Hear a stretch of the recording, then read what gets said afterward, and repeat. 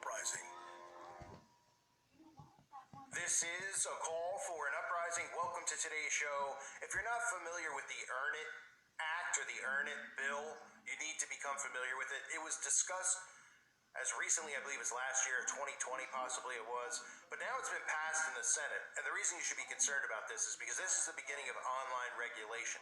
This is the beginning of removing content for more reasons than we're already seeing, right? So we already see, obviously channels like mine and other truthers out there having their content and stuff like that removed, but it goes way beyond that.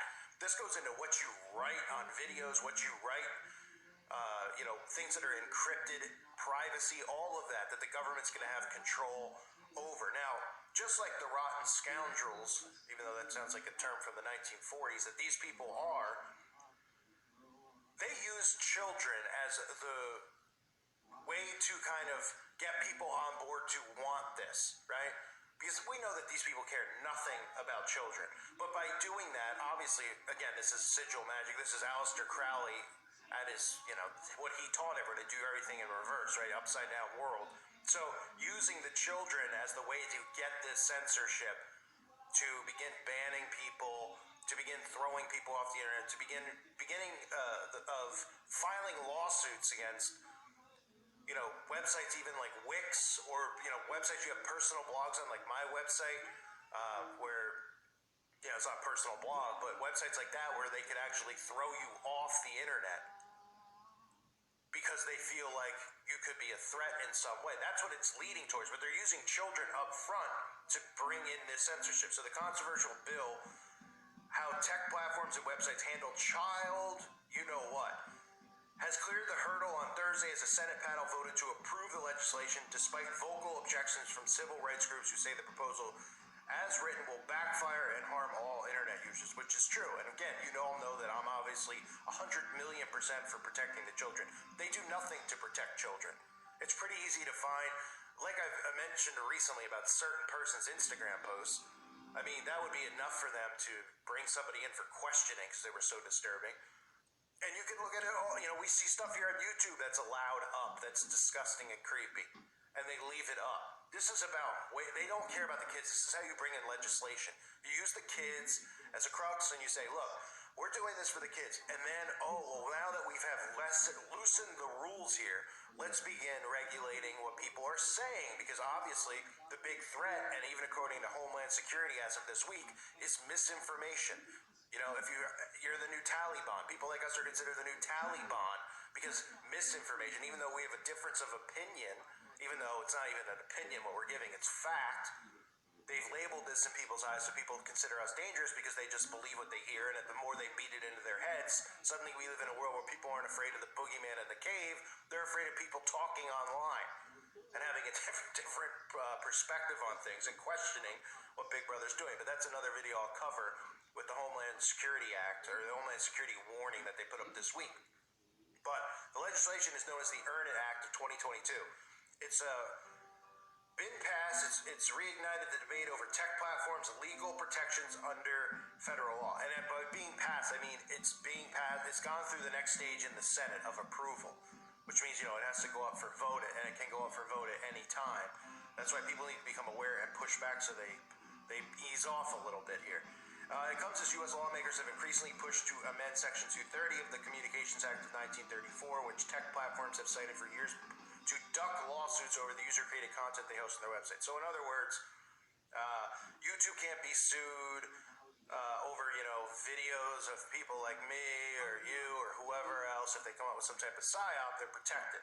Well, now if they push a law like this, YouTube can be sued. So then what that means is that YouTube and all these other places will crack down way more than they already are, and pretty much any conspiracy, even talking about Sasquatch or anything like that, will be taken off the internet, because they'll say it's dangerous because, we don't want to get sued for you, making up things in your head and putting it on the internet. Everything has to be 100% factually based, and that's only according to what we say is facts, because no one else has facts except for these lying talking heads on the TV who are so bad at their job that they've managed to create pushback at a time where they should have total control right now, but they're pathetic.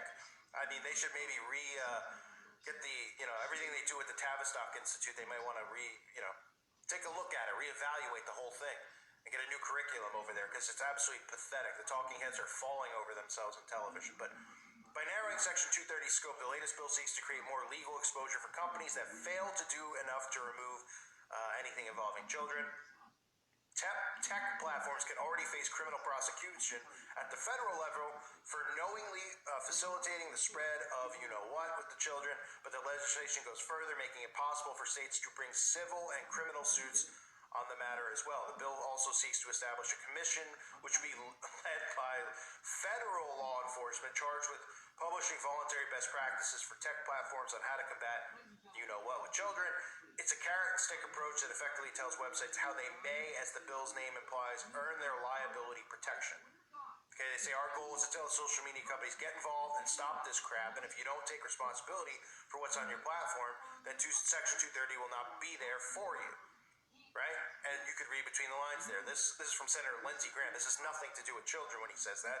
This is take responsibility for what's on your platform. So in other words, they pass this bill and they create a PSYOP.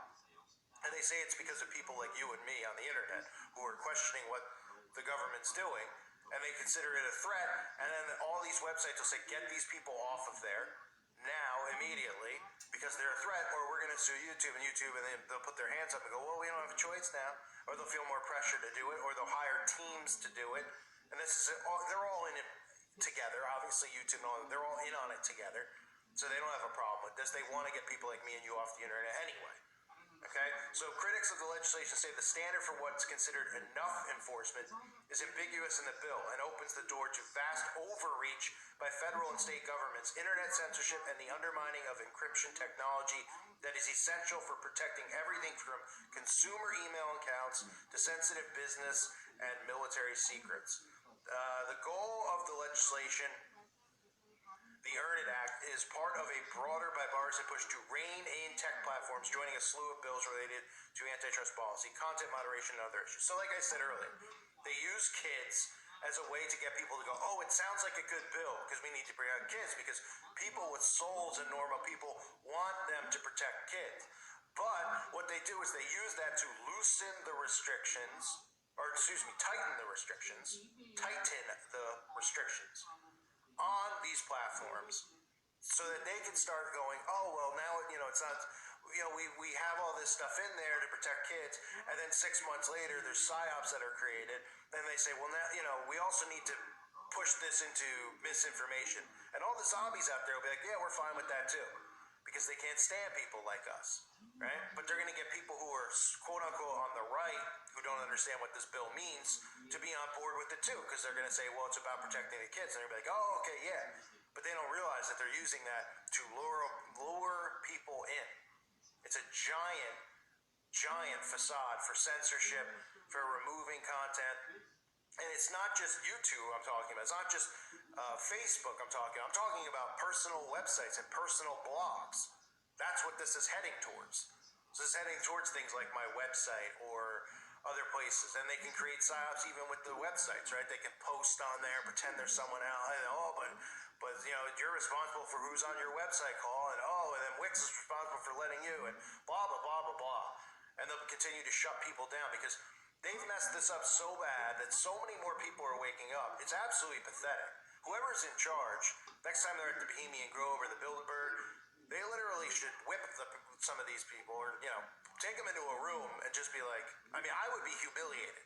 If I was a Rothschild, if I was at the top of this pyramid, and I watched how they're executing stuff, they double talk all the time. Oh, you don't need this on your face. Oh, now you do, and then you don't, and then you do. And like that kind of stuff is what's waking up real sleeping zombies, because they're going, yeah, they did say that. When you point it out to them in videos like I do, where you show them, look, they said this a month ago, now it's this, then it's that, right? Where's Heard, right? Now, I'm not going to get into that type of content right now, but you know what I'm talking about.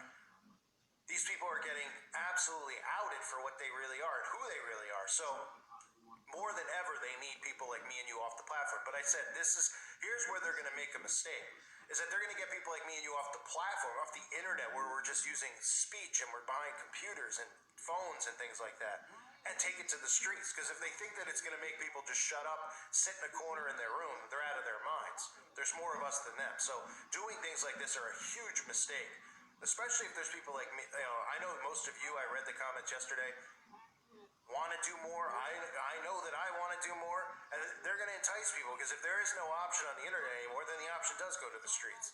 And I doubt that they want that, because look, we know, and that's the problem with doing something on the streets, is that they infiltrate all of these movements. That's what I was saying about the convoy. Whether the convoy was real or not, you saw they attempted to infiltrate it by putting in people with Confederate flags. And it's only going to, now that it's spreading to America, it makes you wonder more and more if it is a psyop.